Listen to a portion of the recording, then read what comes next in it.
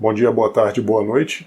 Hoje vamos começar a falar sobre difração de raio-x, o último tópico do nosso curso. Mais especificamente, vamos falar a respeito da geração dos raios-x, da monocromação dessa radiação e também vamos falar das células unitárias. Espero que vocês gostem, assistam quantas vezes forem necessárias e venham comigo estudar.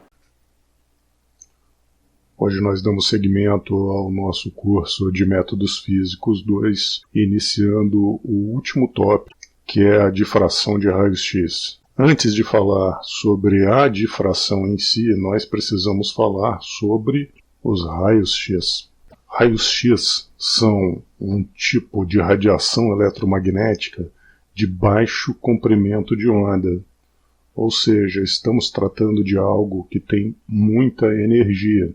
É fácil perceber isso quando nós visualizamos esse gráfico, para o qual nós vemos uma diminuição do comprimento de onda e consequente aumento da energia nessa direção. Sobre a geração do feixe de elétrons. Bom, nós precisamos de um alvo. Esse alvo, ou fonte, é uma peça metálica, geralmente de cobre, molibdênio ou cobalto, sendo que o cobre é o mais comum de todos. Então, como nós vimos na microscopia eletrônica, um feixe de elétrons é acelerado contra um desses alvos, produzindo os fenômenos que nós já bem conhecemos, entre eles a emissão de raios-x. Acontece que nós não queremos trabalhar com uma radiação policromática. Então, nós queremos um feixe monocromático. Em outras palavras, nós queremos lidar com apenas um comprimento de onda. A forma mais eficiente de conseguirmos essa radiação monocromática é via o uso de um cristal que vai funcionar como uma grade de difração. São utilizados o fluoreto de lítio, o cloreto de sódio e outros.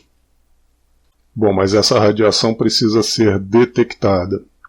E para isso nós utilizamos detectores que podem ser filmes fotográficos ou, mais modernamente, uma fotomultiplicadora, que via ionização de sólidos ou gases vai permitir obter uma representação direta na forma de intensidade em função de 2θ.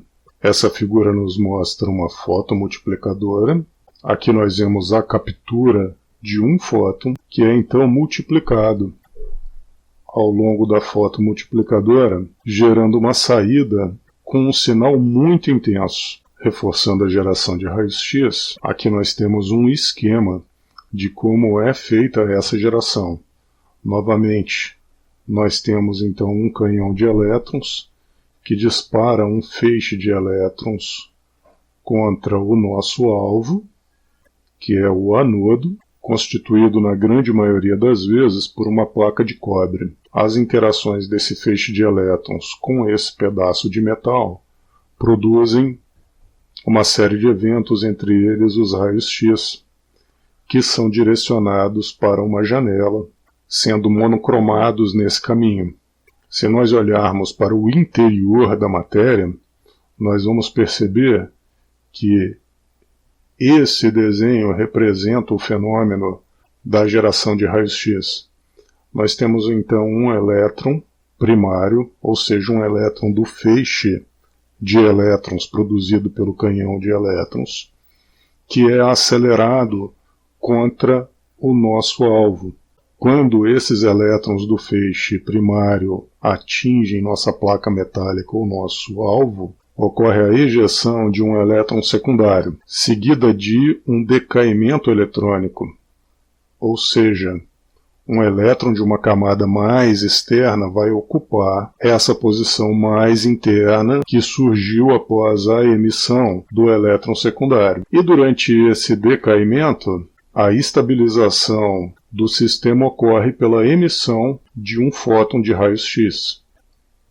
Entretanto, nós devemos estar cientes de que mais de um tipo de decaimento é possível. Aqui nós vemos dois decaimentos diferentes. Nós vemos então para começar o modelo, como no caso anterior, um elétron primário atingindo nossa amostra, ejetando um elétron secundário. Com isso, nós temos um vazio em uma região mais interna, que é uma posição muito desejada por conta da estabilidade nesse sistema. Consequentemente, elétrons de camadas superiores tentarão ocupar esse espaço. Entre esses elétrons, nós temos elétrons da camada L, da camada M, e assim sucessivamente. Quando um elétron da camada L ocupa esse espaço na camada K, nós temos a emissão de um fóton de raios X do tipo K-alfa. Caso o decaimento ocorra a partir da camada M, ocupando então a posição na camada K, ocorre a emissão de um fóton de raios X do tipo beta, um K-beta. Então, pessoal, K é o destino do elétron. Alfa ou beta dependem de onde ele saiu. Se saiu da camada L para a camada K, alfa. Se saiu da camada M para a camada K, beta. Mas além dessas duas emissões principais, diversas outras podem acontecer a partir de decaimentos entre os mais diversos níveis e subníveis.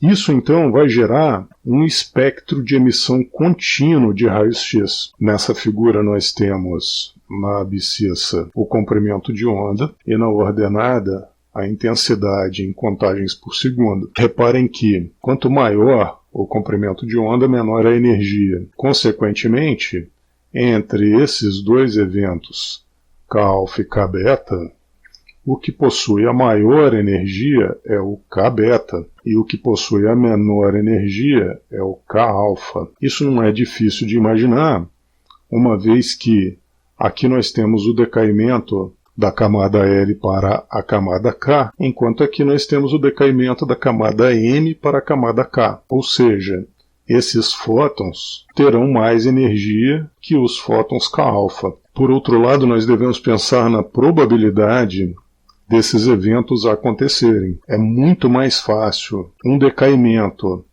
da camada L para a camada K ocorrer de forma bem-sucedida do que um decaimento da camada M para a camada K. É uma questão de pura probabilidade. Portanto, esse evento de emissão de fótons K-alfa é muito mais frequente ou muito mais provável que o evento da emissão dos fótons K-beta. E agora nós temos que pensar em qual desses dois tipos de fótons de raios X nós vamos preferir trabalhar. Nós temos o de maior energia e temos o mais frequente. Lembrando que nós vamos ter que monocromar essa radiação. Não é difícil de entender que a escolha vai ser sempre pelo mais provável, o mais frequente. Portanto, a escolha natural é pelo K-alfa. O que nos leva à questão, nós queremos apenas o K-alfa. Como então separar esse sinal? Reparem que,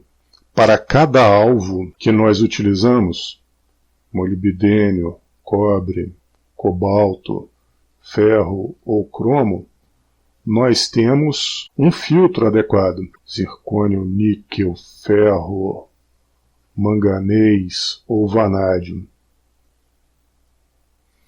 E como que esses filtros metálicos funcionam? Bom, vamos olhar para o gráfico à esquerda do nosso slide. Na abscissa nós temos o comprimento de onda em angstroms e na ordenada esquerda a intensidade de absorção relativa. Quando nós olhamos para dentro da área gráfica, é possível ver uma linha contínua e uma linha tracejada. A linha contínua é o espectro de emissão contínua do molibdênio, enquanto que a linha tracejada mostra a curva de absorção do zircônio. Reparem aonde fica a borda de absorção do zircônio. Exatamente entre os picos K-alfa e K-beta do molibdênio. Assim, tudo o que está antes da borda de absorção do zircônio será absorvido por esse metal. enquanto que tudo que está após não será absorvido. Assim, apenas a radiação K-alfa do molibdênio emerge desse filtro. E é interessante notar que esse método para geração de radiação monocromática, ele é muito mais barato do que o uso de um monocromador, porque nós precisamos usar filtros beta, que são plaquinhas metálicas de uma espessura muito reduzida. Por exemplo, no caso do cobre, que é nosso alvo mais comum, nós precisaríamos de uma placa de níquel com a espessura de 0,023 milímetros para conseguirmos filtrar a radiação K-alfa do cobre da radiação K-beta do cobre, deixando passar apenas a K-alfa. Vamos falar um pouco sobre as estruturas cristalinas. Quando nós pensamos em um material cristalino, nós estamos falando de materiais que possuem átomos arranjados de forma repetitiva por longas distâncias. Em outras palavras, nós estamos afirmando que existe ordem nessa matéria. Os exemplos mais comuns desses materiais que conseguem se organizar de forma muito eficiente são os metais e as cerâmicas. Não é difícil de imaginar isso, uma vez que o modelo metálico pressupõe um arranjo de átomos do mesmo tamanho, o que é muito fácil de produzir um empacotamento eficiente, enquanto que o modelo de materiais cerâmicos é focado nas interações iônicas entre diferentes íons. Íons de tamanho maior, os ânions, e íons de tamanho menor, os cátions. Ainda assim, nós temos que lidar com apenas dois diferentes tamanhos. Então esse aqui é o melhor dos mundos quando nós estamos trabalhando com metais e cerâmicas, uma vez que os átomos e os íons podem ser simplesmente aproximados como esferas, que são sólidas e de diâmetro bem definido. Por outro lado, quando nós seguimos para os polímeros semicristalinos, nós temos uma situação que é mais complicada em comparação com os metais e cerâmicas. Isso porque essas estruturas são ligadas de forma covalente, ou seja, nós vamos ter uma interdependência espacial muito elevada entre os constituintes dessa matéria. Antes de darmos mais detalhes a respeito dos polímeros, vamos falar a respeito do cristal. O cristal é uma entidade que possui regularidade cristalina.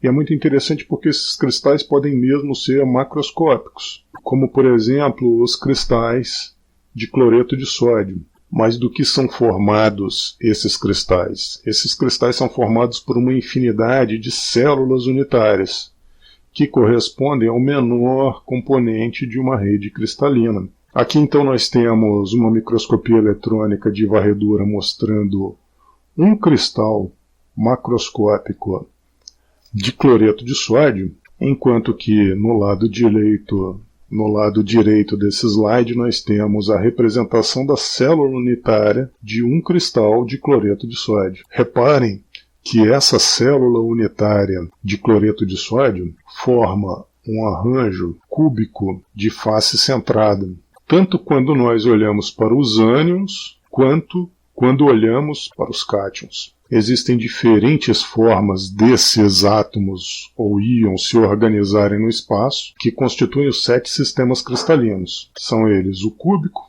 hexagonal, tetragonal, romboédrico, ortorrômbico, monoclínico e triclínico. Alguns ainda possuem pontos de rede adicionais, podendo ser então de corpo centrado ou de face centrada. Bem, pessoal, por hoje é isso. Obrigado pela atenção. Até a nossa próxima videoaula. E por favor, não se esqueçam de deixar um joinha e de se inscreverem no canal.